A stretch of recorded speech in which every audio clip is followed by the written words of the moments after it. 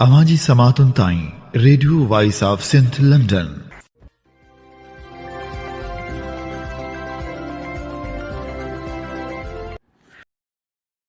अमी ॿुधी रहिया आहियो radio voice of Sindh London. अवांजी ख़िदमत में प्रोग्राम पेश करियूं था ख़बरुनि जी दुनिया। 9 सेप्टेम्बर 2025 अंगारे ॾींहुं प्रोग्राम ख़बरुनि जी दुनिया साण करे आऊं अवांजो मेज़बान वहीद मुस्तफ़ा। सभ खां पहिरियां पेश करियूं था ख़ासि ख़बरूं। सुजाग ॿार तहरीक जो 47हों जश्न केक कटे सिंध जे मुख़्तलिफ़ शहरनि में तक़रीबूं कोठायूं। हैदराबाद शहर ऐं भरपासे वारनि इलाइक़नि में बरसाति पवण करे पाणी नेकाल न थी सघियो। कासिमाबाद लतीफ़ाबाद समेत इलाइक़ा पाणी सां भरिजी विया। लाड़काणे नाले वारे अदीब ऐं सिंधियत बि संघ शाख़ लाड़काणे जे सेक्रेटरी ईसा मेमण खे बाअसरनि तरफ़ां मौतमार धमकियूं। रज़ाकाबाद क़ौमी शहरा लॻ टोयोटा शोरूम ऐं ॿियनि इदारनि पारां मक़ामी नौजवाननि खे रोज़गार न ॾियण खां साफ़ इनकार करे छॾियो। हाणे पेश करियूं था तफ़सीली ख़बरूं। सुजाग ॿार तहरीक ॿारनि जी साइंसी समाजी सियासी इनक़लाबी तंज़ीम आहे जंहिंजो बुनियादु 8 सेप्टेम्बर 1978 में पियो। हिन तंज़ीम जो बानी अदीब दानिश्वर लेखक सियासतदान सिंध जो वकील मोहतरम रसूल बख़्श पली जो आहे।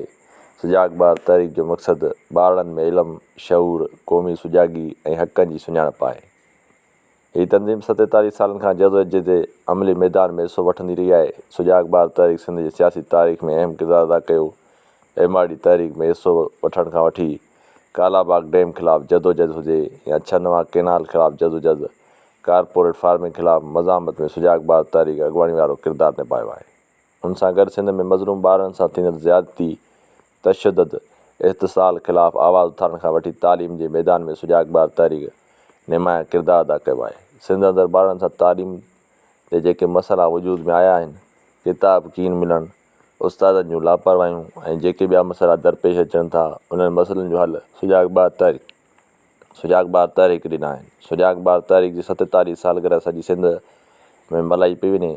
सुजाग ॿार तहरीक सिंध जी ॿारनि जी उमेदनि जी निशानी आहे। हीअ रुॻो हिकु तंज़ीम न पर इल्मी समाजी इनक़लाबी सफ़र आहे। सिंध जे हर ॿार में नओं ख़्वाब ऐं नओं अज़म पैदा थिए थो। हीअ तंज़ीम सुजाग जो सिज बणियल आहे ऐं असीं सभु गॾिजी तंज़ीम खे वधीक ताक़तवर बणाइण लाइ अॻिते वधंदासीं। सिंध जे समूरनि ॿारनि ऐं नौजवान सुजाग ॿार तहरीक जी 47 सालगिरह जो मुबारक हुए।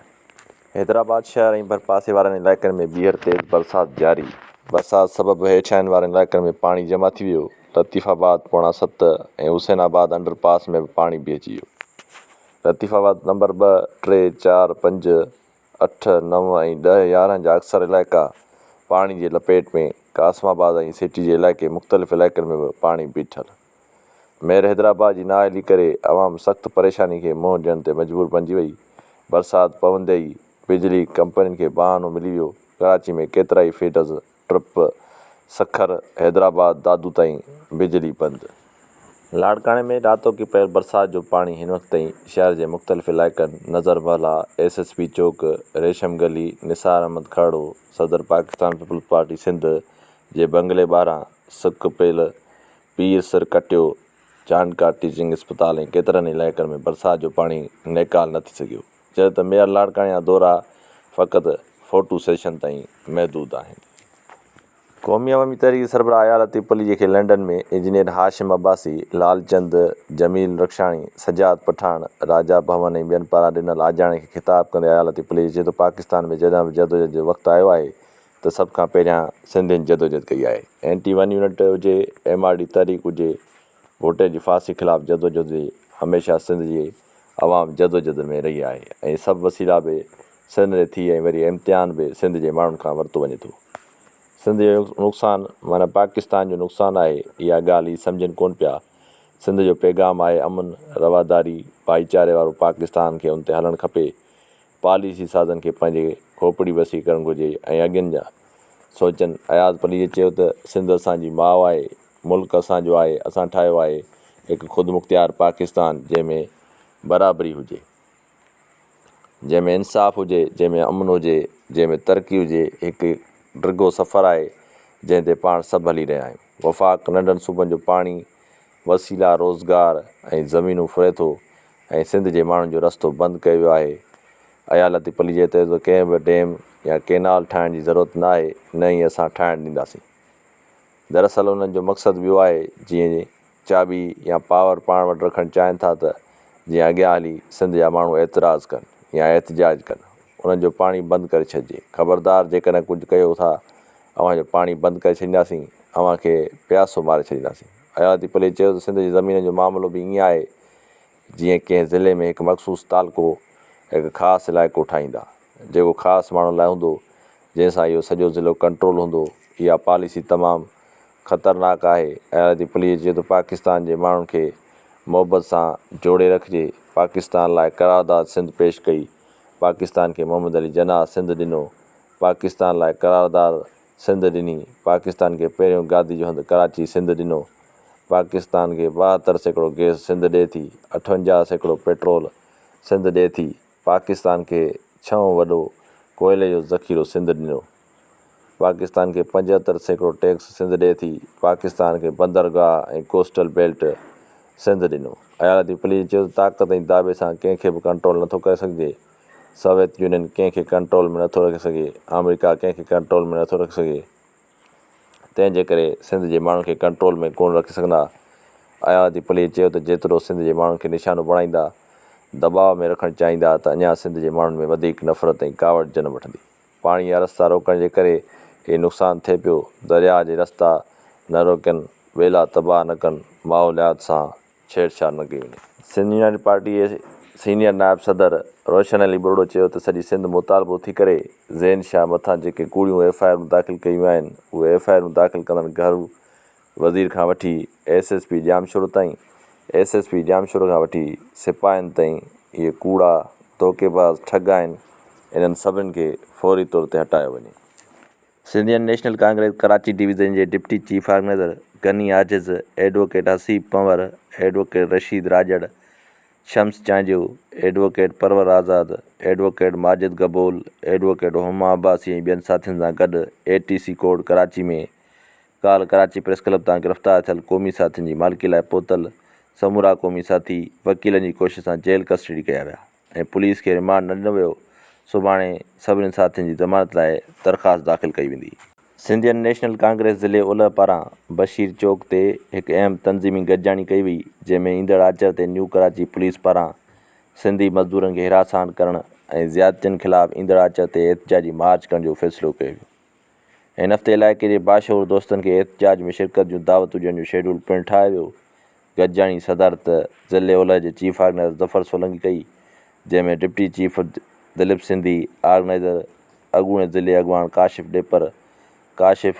डेपर, यूनिट रहीम ॻोठ जे चीफ ऑर्गेनाइज़र आफ्ताब लाशारी ऐं यूनिट गोधरा जे डिप्टी चीफ हरेश सिंधी, मेंबरनि सैयद फ़िदा हुसैन, शाहिद लाड़क, आमिर हातार, अब्दुल मजीद लंजार, लक्ष्मण मेघवाड़ ऐं विकी मेघवाड़ शिरकत कई। नाले वारे अदीब, शाइर ऐं सिंधी अदबी संगत कराची जे राब्ता सेक्रेटरी राशिद लखमीर सां संदसि जनम ॾियार जे मौक़े ते सिंधी अदबी संगत शाख मलीर तरफ़ां ख़ूबसूरत रंगारंग रिहाण रचाई वई। दरसाण छनो लॻ सरसब्ज़ बाग़ में बरसाति वसंदे शाइरी गीतनि ऐं राशिद लखमीर खे भेटा पेश कंदड़ अदीबनि जी ख़ूबसूरत ख़्यालनि जा रंग निकिरी पिया। रिहाण में मौजूदु मुख़्तलिफ़ शाखनि जे सेक्रेटरियुनि ऐं अदीबनि जो इज़हार। प्रोग्राम में राशिद लखमीर खे सिंधी अदबी संगत शाख मलीर तरफ़ां बहितरीन कारकर्दगी ते लाइफ अचीवमेंट एवार्ड ॾिनो वियो। प्रोग्राम खे ख़िताब कंदे राशिद लखमीर चयो त मलीर जे हिन जन्नतनुमा इलाइक़े में रचायल रिहाण ऐं परे परे खां कई आयल सीनियर अदीबनि जा प्यार कॾहिं बि फ़रामोश नथो करे सघां। मुंहिंजी हमेशह कोशिशि रही आहे त सभिनी कलमकारनि खे गॾु खणी हलिजे ऐं उन ॾस में काफ़ी हद ताईं कामयाबी मिली आहे।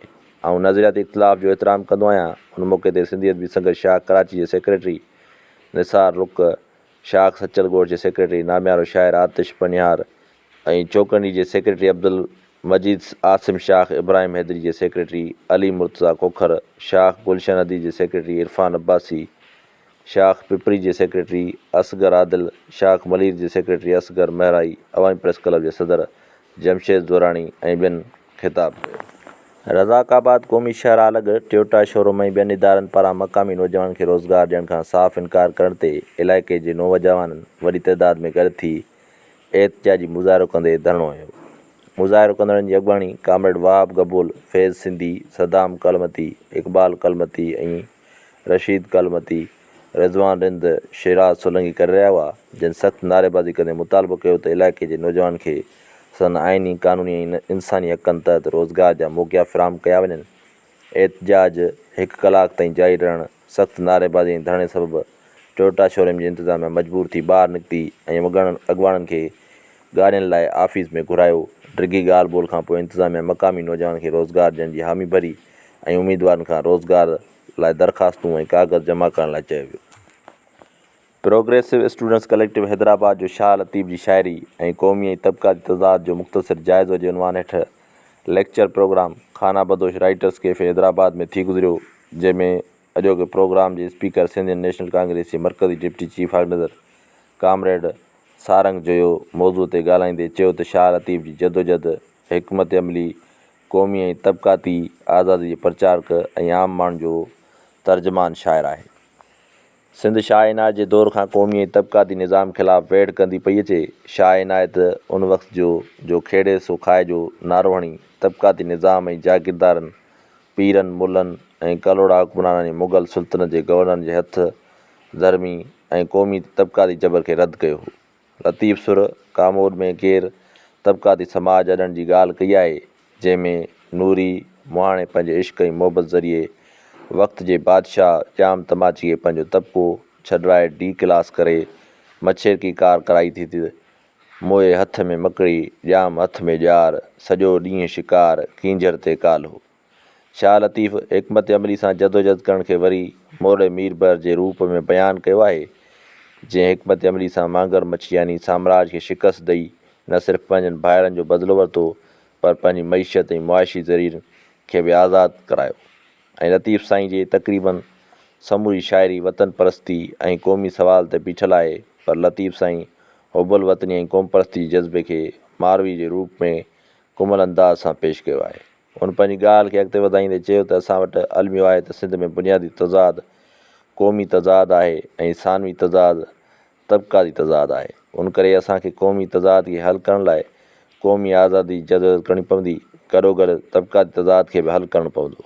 पर आऊं त इहो चवां थो त साईं GMC जी क़ौमी आज़ादी वारे फ़िक्र में न सिर्फ़ु क़ौमी तज़ाद जो हल मौजूदु आहे, पर गॾोगॾु तबक़ाती तज़ाद जो हल बि मौजूदु आहे, छो त सिंध जी आज़ादी जी समूरी तारीख़ पोरियत ऐं हेठिएं क्लास जे तबिके ते बीठल आहे। पर असां वटि हथ वठी क़ौमी तज़ाद जिते सियासत कंदड़ सियासी जमायतुनि वारा नंढे तज़ाद यानी तबक़ाती तज़ाद वारनि खे तस्लीम नथा कनि, ऐं वरी नंढे तज़ाद यानी तबक़ाती तज़ाद वारा बुनियादी तज़ाद यानी क़ौमी तज़ाद वारनि खे तस्लीम नथा कनि।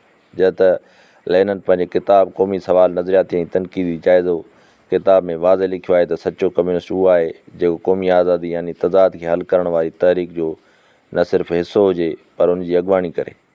पर हिते असां वटि जदोजहद ऐं अमल उन जे उबतड़ थिए थो, जंहिंजो फ़ाइदो साम्राज खे थिए थो। सिंध जी हाणोकी हालत ते तवजो कंदे सारंग जो वधीक चयो त सिंध लतीफ़ जे दौर में पिणु आलमी साम्राज सां विढ़ी रही आई ऐं सिंध अॼु बि पिणु क़ौमी जबर तबक़ाती जबर सां गॾु आलमी साम्राज सां पिणु विढ़ी रही आहे।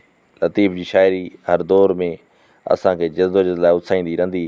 अॼोके लेक्चर में मुख़्तलिफ़ मकतबे ऐं फ़िक्रे जे साथियुनि ऐं शागिर्दनि शिरकत कई, जिन में सिंधियन नेशनल कांग्रेस जे मरकज़ी chief organiser advocate Mohab Azad, मरकज़ी organiser Soni Joyo, student collective अॻुवाण मनेश रणमाली, सिंधियन नेशनल कांग्रेस ज़िले हैदराबाद जे chief organiser Rizwan Memon, deputy chief Jaswant Sindhi, organiser Tahir Kangro, organiser Vicky Lohar, Aftab Sindhi, Ramzan नारे जो, इरफान राजपर, सनम सिंधी, दहशला राणी ऐं ॿिया वॾे तइदाद में मौजूदु हुआ। लेक्चर जो इख़्तिताम सवालनि जे जवाबनि जे ॾेवड़ सां थियो। उबैदुल्ला सिंधी स्टडी सर्कल जामशोर जी 6हीं कड़ी सूमर 8 सेप्टेम्बर 2025 लेख तब्दीली ॾांहुं वेंदड़ रस्ता ऐं मुतहरिक नौजवान जी सघ खे अमल सां सलाहिजे। लेखक नसीर मेमण किताब सिंध जो केस सिंध सागर पार्टी जामशोर पारां 8 सेप्टेम्बर 2025 ते शाम जो 4 वॻे उबैदुल्ला सिंधी स्टडी सर्कल जी 4हीं week Sindh university employees housing society phase 1 Jamshoro में थी। मेज़बान हूंदो मोहतरम फ़हीम नूनारी उबैदुल्ला सिंधी स्टडी सर्कल जामशोर जी 6हीं वेक ऐं मोहतरम नसीर मेमण जे किताब सिंध जो केस मां सनदस लेखनि तब्दीली ॾांहुं वेंदड़ रस्ता ऐं मुतहरिक नौजवान जी सघ खे अमल सां सलाहिजे जो अभ्यास कयो वेंदो। उन मौक़े ते सिंध स्टेट डायरी पारां मोहतरम सारंगमार जी सालगिरह पिणु मल्हाई वेंदी। सिंध जो नाले वारो अदीब ऐं सिंधी अदबी संघर्ष शाख लाड़काणे जो सेक्रेटरी ईसा मेमन लिखे थो त मूंखे ऐं मुंहिंजे ख़ानदान खे मारण जूं मिलंदड़ धमकियुनि जा कुझु तफ़सील अवां ॾो पेश कजनि था। 6 अगस्त 2025 खां वठी लाड़काणे जे हिकु ताक़तवर धुर्म खे डोकरी में रहंदड़ मुंहिंजी वॾी भेण जी धीअ मुंहिंजे वॾी धीअ लाहौरी महला में नओं रहंदड़ भाणेज खे मुख़्तलिफ़ व्हाट्सअप नंबरनि तां धमकियूं ॾेई ब्लैकमेल करण जूं कोशिशूं करे रहिया आहिनि, जंहिंजा तफ़सील 4 सेप्टेम्बर 2025 ते SSP लाड़काणे वटि जमा कराया आहिनि, जंहिं हद जे थाणे सिविल लाइन ते ASP जे मार्फत मोकिलियो, जिते वञी SHO खे समूरो रिकॉर्ड जंहिंमें मिलियल धमकियुनि जा स्क्रीन शॉट, मोबाइल नंबर्स वग़ैरह जमा कराया ऐं लाॻापियल धुरनि जा नाला बि ॾिना। 5 सेप्टेम्बर 2025 ते SHO 11 वॻे राति जो थाणे ते मूंखे घुरायो, जॾहिं त जवाबदार तुंहिंजा 15 खां वधीक माण्हू पिणु मौजूदु हुआ। SHO उन्हनि ख़िलाफ़ु कार्रवाई करण बजाए मूंखे ठहण लाइ प्रेशर ॾियण जी कोशिशि कई, जंहिं त लाॻापियल बिरादरी जे माण्हुनि वसीले हिरास कयो वियो। मूं SHO खे चयो त लाॻापियल धुर ख़िलाफ़ु कार्रवाई करण बजाए मूंखे हिरास करण जी कोशिशि न कयो ऐं उते काफ़ी झड़पूं बि थियूं। उनखां पोइ ॿिए ॾींहं ते पंहिंजी धीउ भाणेज समेत SSP सां मुलाक़ात कई, जंहिंखे SHO पारां गैर ज़िम्मेवारी अमल ऐं हिरासमेंट जी शिकायत कई, जंहिं काफ़ी मुस्बत मोड़ ॾिनी, जंहिं असांखे तहफ़ुज़ फ़राहम करणु ऐं जवाबदारनि खे कैफ़ियत किरदार ताईं पहुचाइण जो यकीन ॾियारियो आहे। पर लाॻापियल बिरादरी जी ज़ाती ऐं सियासी असर रसूख़ हुजण जे करे मूंखे ऐं मुंहिंजी घरवारनि जी ज़िंदगी ख़तरो अॼु बि मौजूदु आहे। असां कॾहिं कंहिं ॾाढ अॻियां झुकणु सिखियो ई न आहे। उन सिलसिले में वकीलनि सां पिणु राब्ते में आहियूं। केरु केतिरो बि ताक़तवर छो न हुजे, पर असांखे झुकाइणु शायदि मुमकिन न आहे। लाॻापियल धुरनि ख़िलाफ़ु क़ानूनी कार्रवाई करण लाइ समूरो रिकॉर्ड हथु करे वरितो आहे। वधीक क़ानूनी कार्रवाई समेत जेके बि तफ़सील आहिनि संगत सां सोशल मीडिया वसीले शेयर कया। घोटकी शहर में सब्ज़ी ऐं फ्रूट जूं सवें रेड़ियूं, पका दुकान ऐं केबरूं आहिनि। घोटकी जे सभिनी सान्यावंदनि खे आवाज़ु उथाइण त उन्हनि मिसकिन रेड़े वारनि खे म्यूनसिपल जे तरफ़ां हिकिड़े हंधि सब्ज़ी फ्रूट गोश्त हलाइण जो इंतज़ाम करे ॾिनो वञे, त जीअं शहर मां इनक्रोचमेंट जो आज़ार बि ख़तमु थी सघे ऐं मिसकिन पोरियत इज़त भरियो रोज़गार बि करे सघनि। मार्केट कमेटी तरफ़ां रोज़ानी बुनियाद ते सब्जियुनि, फ्रूट, गोश्त, मुर्गी ऐं मच्छी जी रेट लिस्ट जारी करे जज साहिबान ऐं वास्तेदार ऑफिसरनि खे मोकिली वञे, त उन्हनि रेट्स में नंबर 1 नंबर ऐं 2 नंबर लिखियो वञे थो। छा केरु ॿुधाए सघे थो त 1 नंबर शइ जी ऐं 2 नंबर जी क्वालिटी कीअं हूंदी आहे? रेड़नि ते अहिड़ी का बि वज़ाहत न हूंदी त हीअ 1 नंबर आहे, उन जो रेट हीअ आहे, ऐं हीअ 2 नंबर आहे, हिन जो रेट हीअ आहे, ऐं न वरी कंहिं खाते तरफ़ां रेट्स क्वालिटी जा का चकास कई वञे थी। अहिड़ी अंधेरी नगरी जे ख़िलाफ़ु अॼु सॻा घाटकी तरफ़ां क़ाबिल एतिराम सेशन जज साहब, असिस्टेंट कमिश्नर मुख़्तियार कार ऐं मार्केट कमेटी ऑफिसरनि खे दरख़्वास्तूं पेश कयूं पियूं वञनि, त जीअं घोटकी जी अवाम उन्हनि अज़ाबनि खां निजात हासिलु करे सघे। Kotri youth team junior Zulfikar Ali Bhutto तालके कोटड़ी पारां अल मुर्तज़ा हाउस कोटड़ी ते कामरेड शबीर चांग, अली रज़ा मेमुण ऐं फुरान इंगोर जी अॻवानी में शमूलियती प्रोग्राम मुनक़द कयो वियो। प्रोग्राम में ख़ुसूसी शिरकत कंदड़ यूथ टीम ज़िले जामशोर जी अॻवान सैयद असद शाह, कामरेड हाकिम मल्हा ऐं विलायत मशहूरी कई। प्रोग्राम में शहीद मीर बाबा जी वरसी में शिरकत ऐं नए सिर तंज़ीम साज़ी बाबति गौर वीचार कयो वियो, जंहिंमें काफ़ी तइदाद में सेवण ऐं कोटड़ी जे नौजवान शिरकत करे शमूलियत इख़्तियार कई। सेवण तालके खां शोएब पंवर, माजिद पंवर, शहबाज़ पंवर, शाहनवाज़ बर ऐं कोटड़ी तालके खां कश्मीर ख़ान जमाली, ज़करिया ख़ान, ख़लील शाह शिराज़ी, उसामा रिंद, मोहम्मद हसन रिंद, महमूद रिंद, इबरार रिंद, अब्दुल ख़ालिक रिंद, मुजाहिद ख़ासकेली, यासिर ख़ासकेली, सलमान ख़ासकेली टीम जूनियर ज़ुल्फ़कार अली भुट्टो जी क़यादत ते मुकमल एतमाद कंदे शमूलियत इख़्तियार कई। नौजवाननि खे सैयद असद शाह, हाकिम मल्हा ख़िताब कंदे चयो त मुस्तक़बिल अवां जो आहे ऐं जूनियर ऐं फ़ातिमा भुट्टो जल्द नई तंज़ीम जो ऐलान कंदा। जूनियर साहब नई तंज़ीम जी शुरूआति नौजवाननि खां करे मुख़्तलिफ़ ज़िलनि जा कोआर्डिनेटर मुक़ररु कया आहिनि।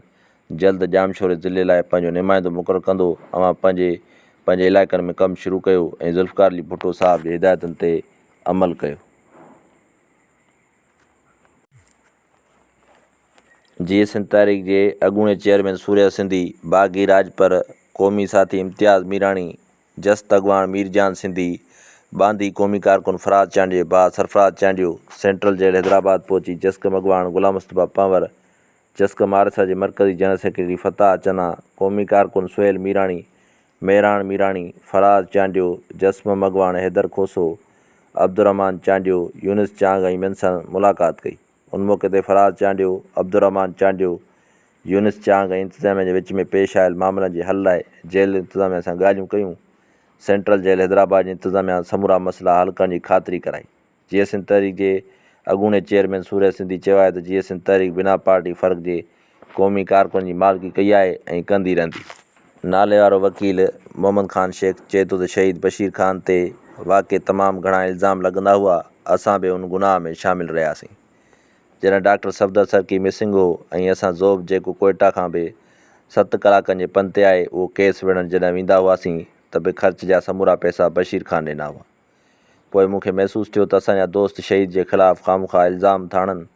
बशीर ख़ान उन्हनि सभिनीनि दोस्तनि जी ख़बर हुई त उहे खेसि केतिरियूं गारियूं ॾींदा आहिनि ऐं मथसि केतिरा इल्ज़ाम हणंदा आहिनि, मगर बशीर ख़ान कमु कंदो रहियो ऐं हलंदो रहियो। हीअ वीडियो बि लांडी जेल मां आज़ादु थियण वारी आहे, जॾहिं रेंजर्स खेसि गिरफ़्तार करे सख़्तु तशदुद कयो हो ऐं पंहिंजनि ई लाइसेंस जे हथियारनि खे जवाज़ बणाए चालान कयो वियो हो।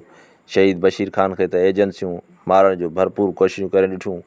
यादि कोन्हे त 24 जुलाई 2009 रेस कोर्स ग्राउंड कराची वटि बशीर ख़ान जे मथां कातिलाणो हमिलो कयो वियो हो, जंहिंमें जसकम ठटे ज़िले जो सदर मुश्ताक ख़ासकेली शहीद थी वियो। बशीर ख़ान उन वक़्त ते हमलियावरनि कातिलनि खे पाण फायरिंग करे हिक खे मारे छॾियो ऐं ॿिए खे समूरी ज़िंदगी लाइ माज़ूर करे छॾियो, जेको जेल में क़ैद दौरान ई मरी वियो। उन्हनि वटि एजेंसियुनि जा कार्ड बरामद थिया हुआ, जंहिंजो मक़सदु सिंधी ऐं पठान जो झेड़ो कराइणो हो। शहीद बशीर ख़ान सां सादगी ज़िंदगी जी आख़िरी कचहरी 23 मार्च 2012 जी आज़ादी मार्च खां कुझु ॾींहं पहिरियां मुंहिंजे घर ते थी हुई, जंहिंमें शहीद पंहिंजी ज़िंदगी जा समूरा ॾोह गुनाह शेयर कया हुआ त हुन कीअं एजेंसियुनि जे दलालनि खे बर्दाश्त कयो, मगर हाणे ताक़त वठी समूरनि टाउटनि जो ख़ात्मो आणींदासीं।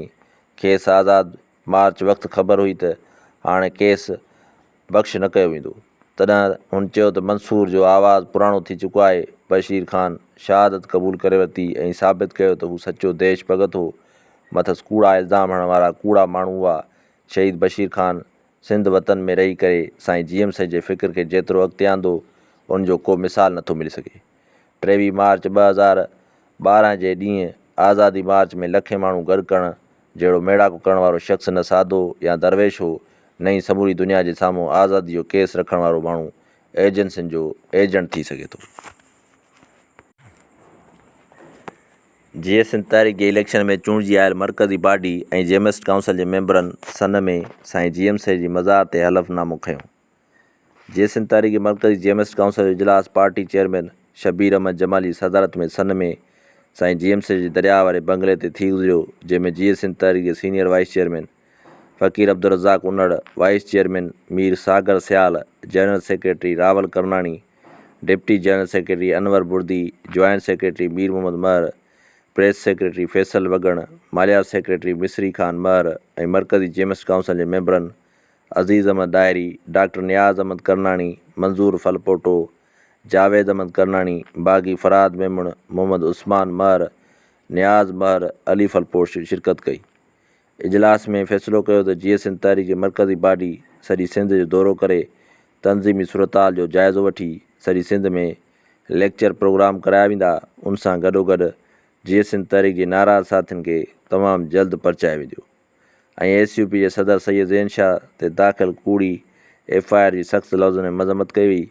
कराची में जस्कम वारिसनि जे एहतजाज ते क़ौमी कारकुन जी गिरफ़्तारी जी सख़्तु लफ़्ज़नि में मज़म्मत कई हुई। अॻुवाणनि वधीक ॻाल्हाईंदे चयो त कारपोरेट फार्मिंग नाले ते सिंध जी ज़मीन ते कब्ज़ो करणु, मुहाजर सूबे जो ड्रामो रचाईंदड़, सिंध मां धारियुनि अफ़गानी पठाणनि खे नेकाली ॾियारणु ऐं सिंध मां क़ौमी कारकुन खंभे गुम करण ख़िलाफ़ु ॿियनि धारियुनि मनसूबनि जे ख़िलाफ़ु जीअं सिंध तहरीक सॼी सिंध में भरपूर एहतजाजी तहरीक हलाईंदी। सिंधियाणी तहरीक जे मरकज़ी कमेटी जो इजलास सिंधियाणी तहरीक जे मरकज़ी सदर उमरा समो जी सदारत थी गुज़रियो। इजलास में सिंध जे मुल्की सियासी सूरतहाल, औरतुनि सां थींदड़ ज़ुल्मनि ऐं ॿियनि मामलनि ते तफ़सीली ॻाल्हि ॿोल ऐं गौर वीचार करे अहम फ़ैसिला कया विया। सिंधियाणी तहरीक तरफ़ां फ़ैसिलो कयो वियो त कारपोरेट फार्मिंग मनसूबनि जे नाले में सिंध जी ज़मीन जी नीलामी, न मनसूबनि जी साज़िश, सिंधु दरिया ते नवां डैम ऐं केनाल अॾणु, सिंध जे वसीले ऐं मैदानियात ते कब्ज़नि ख़िलाफ़ु सिंधियाणी तहरीक ऐं अवामी तहरीक तरफ़ां 16 नवंबर ते हैदराबाद में ज़बरदस्त मार्च कयो वेंदो। उन मौक़े ते ॻाल्हाईंदे सिंधियाणी तहरीक जे अॻुवाणनि चयो त हुक्मरान सिंध खे पंहिंजी जागीर सम्झे फुरे ऐं लुटे रहिया आहिनि। सिंध जूं ज़मीनूं कारपोरेट फार्मिंग मनसूबनि जे नाले में विकिरो कयूं पियूं वञनि। हुक्मरान हिकु ॿीहर कालाबाग डैम जे मोल घोड़े में साह विझी रहिया आहिनि। नवनि सूबनि जी साज़िश मुल्क दुश्मनी आहे। सिंध जो अवाम पंहिंजी हज़ारे साल तारीख़ वतन जो विरहाङो कंहिं बि सूरत में करणु न ॾींदो। हिननि चयो त सिंध जो तेल, गैस, कोयलो ऐं मैदनियात विकिरो करण जा मनसूबा शुरू कया विया आहिनि। सिंधियाणी तहरीक सिंध दुश्मन साज़िश ख़िलाफ़ु पंहिंजो तारीख़ किरदारु अदा कंदी। सिंधियाणी तहरीक ज़ियाई आमरत ख़िलाफ़ु विढ़ियो। सिंधियाणी तहरीक शानदार जदोजहद वसीले कालाबाग डैम रद्द करायो। हिन वक़्तु सिंधियाणी तहरीक सिंध जे तहफ़ुज़ लाइ अॻियां हूंदी। इजलास में बख़्तावर मल्हा, सुबाई ॾाहिरी, साजिदा भाणू, ज़ीनत मीरजत, मरियम उन्नड़, शमशाद लिगारी, शाहीन ख़ासकेली ऐं काइनात ॾाहिरी शरीक।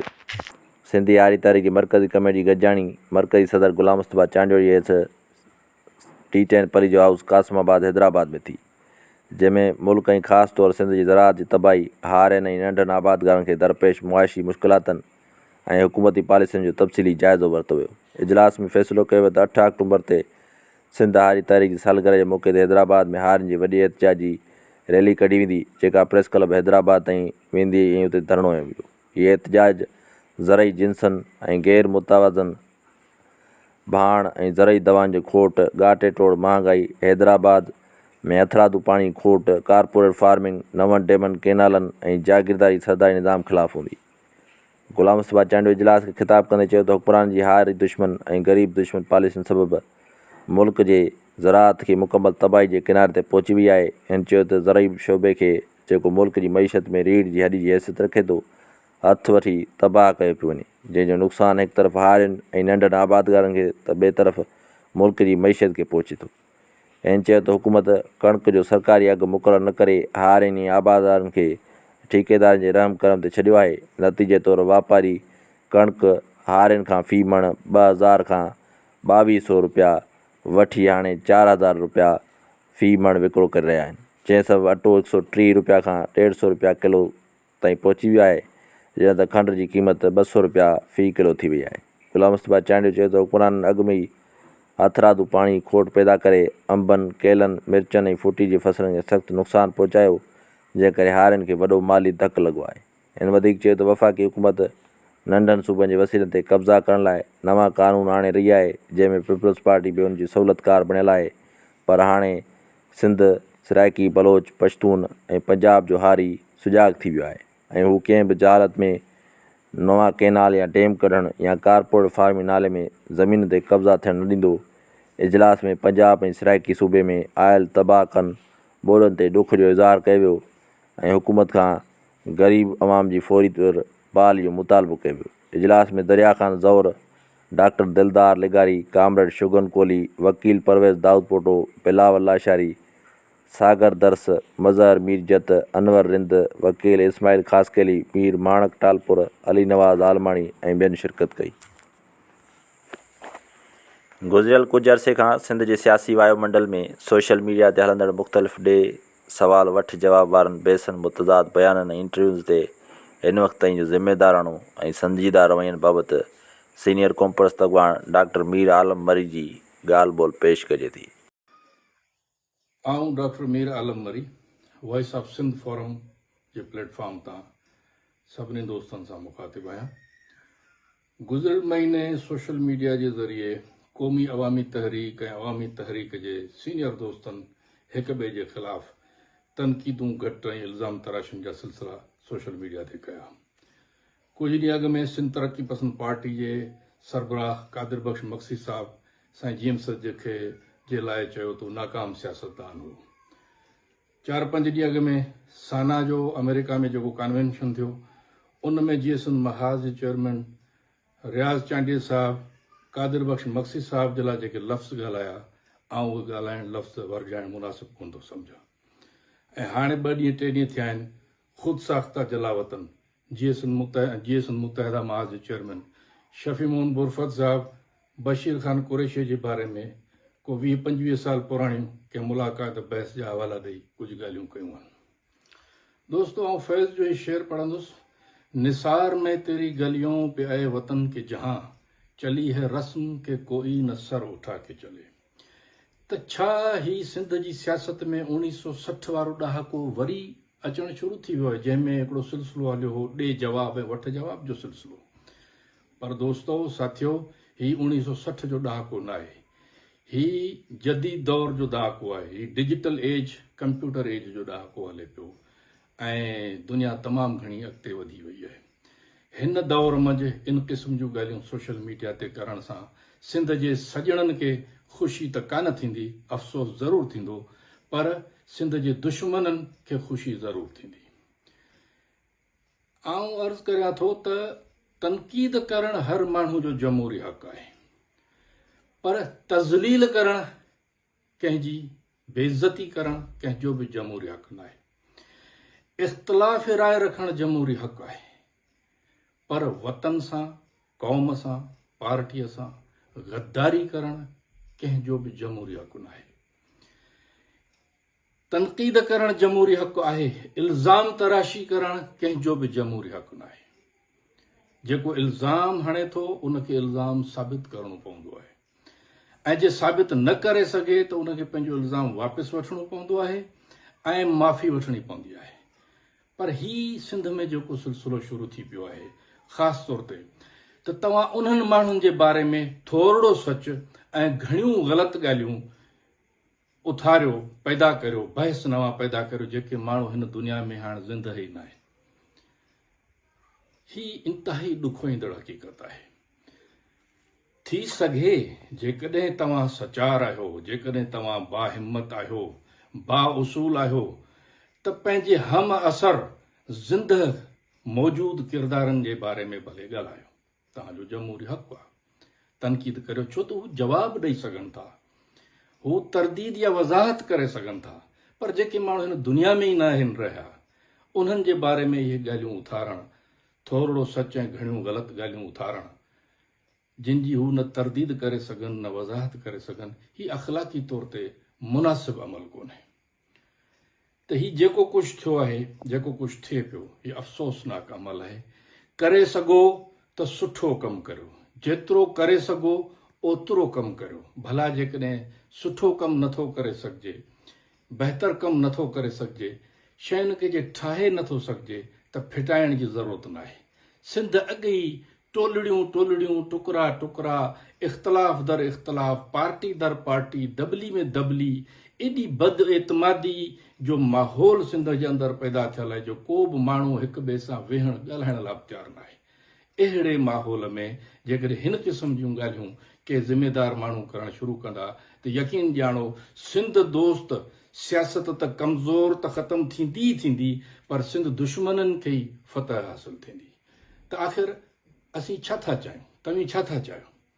त आउं सभिनीनि दोस्तनि खे गुज़ारिश कंदुसि त महिरबानी करियो, अदब इख़लाक़ सां ॻाल्हायो, ॿियनि जे लाइ अहिड़ा लफ़्ज़ इस्तेमालु करियो जेके तव्हां चाहियो था त ॿिया बि तव्हां जे लाइ मान भराए ओड़ा लफ़्ज़ इस्तेमालु कनि, ऐं इल्ज़ाम तराशियुनि खां पासो करियो।